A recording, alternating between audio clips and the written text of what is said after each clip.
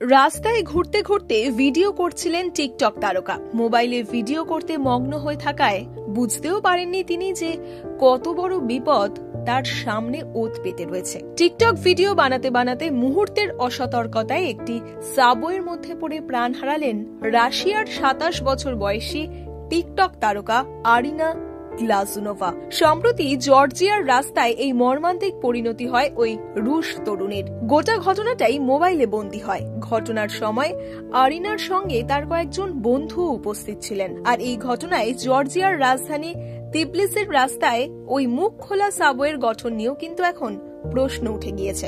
ঘটনাচক্রে দুর্ঘটনার ঠিক আগে রাশিয়ান ব্যান্ড রাশিয়ান বয়েজের ফর দ্য লাস্ট টাইম গানটি গাইছিলেন আরিনা। স্থানীয় সংবাদ মাধ্যমের খবর অনুযায়ী দুর্ঘটনার পর ওই তরুণীকে দ্রুত হাসপাতালে নিয়ে যাওয়া হয়, কিন্তু সাবওয়ের মধ্যে পড়ে গিয়ে মাথায় গুরুতর আঘাত লাগে আরিনার, ঘাড়ও ভেঙে গিয়েছিল। হাসপাতালে মৃত্যু হয় তার। আরিনার স্মৃতিতে ঘটনাস্থলে এই শ্রদ্ধা জানানোর ব্যবস্থা করা হয়।